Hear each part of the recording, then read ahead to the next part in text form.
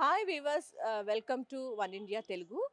బడ్జెట్లో చూసుకున్నట్లయితే ప్రధానంగా ఆంధ్రప్రదేశ్కు కేంద్ర మంత్రి నిర్మలా సీతారామన్ వరాల జల్లు కురిపించారని చెప్పాలి. మరి ముఖ్యంగా పర్యాటక రంగానికి చాలా పెద్దపీట వేశారని మనం భావించవచ్చు. 2581 కోట్ల రూపాయలను ఈ పర్యాటక రంగం కోసం కేటాయించడం జరిగింది.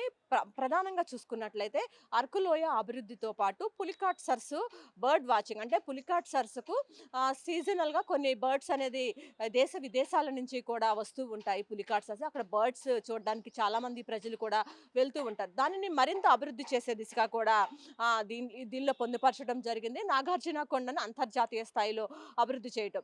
ఈ 3 అంశాలకు ప్రధానంగా పేర్కొనడం జరిగింది. ప్రధానంగా చూసుకున్నట్లయితే దీంతో పాటు చూసుకుంటే పర్యాటక రంగానికైతే చాలా ప్రాధాన్యత ఇచ్చారని చెప్పుకోవచ్చు.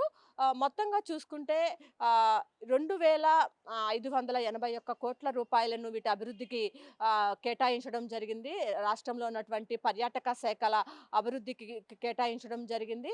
దీంతో పాటు 12 నెలల పాటు 10,000 మందిని గైడ్స్‌గా శిక్షణ ఇచ్చేందుకు కూడా ఈ బడ్జెట్‌లో కొంత నిధులను పేర్కొనడం జరిగింది. మొత్తంగా చూసుకున్నట్లయితే ఆంధ్రప్రదేశ్ రాష్ట్రంలో పర్యాటక రంగాన్ని మరింత అభివృద్ధి చేసే దిశగా అయితే కేంద్రం అయితే అడుగులు వేస్తుందని చెప్పుకోవచ్చు. పర్యాటకాన్ని అంతర్జాతీయ స్థాయిలో తీర్చిదిద్దేందుకు కావలసినటువంటి మౌలిక సదుపాయాలు అక్కడ ఉన్నటువంటి అరకులో అయితే ప్రధానంగా ట్రెక్కింగ్ అలాంటి వాటిని ఏర్పాటు చేసి అరకు లోయను మరింతగా అభివృద్ధి చేసి ప్రపంచ పర్యాటకులంతా కూడా ఆకట్టుకునే విధంగా కూడా అరకును ఇటు నాగార్జున సాగర్ కొండ ఏదైతే ఉందో నాగార్జున కొండను దీంతో పాటు చూసుకున్నట్లయితే పులికాట్ సరస్సు ఈ 3 ప్రాంతాలను కూడా మరింత అభివృద్ధి చేసే దిశగా అయితే అడుగులు వేస్తుందని మనం భావించుకోవచ్చు.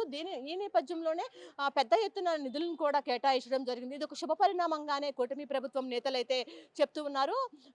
మొత్తానికి చూసుకున్నట్లయితే ఆంధ్రప్రదేశ్‌లో పర్యాటక రంగానికైతే ఒక మహర్దశ వచ్చిందని మనం భావించవచ్చు. ఇదే ఇక్కడ ఉన్న పరిస్థితి. కెమెరా పర్సన్ వెంకట్‌తో Lakshmi, one India news Telugu, Vijayawada.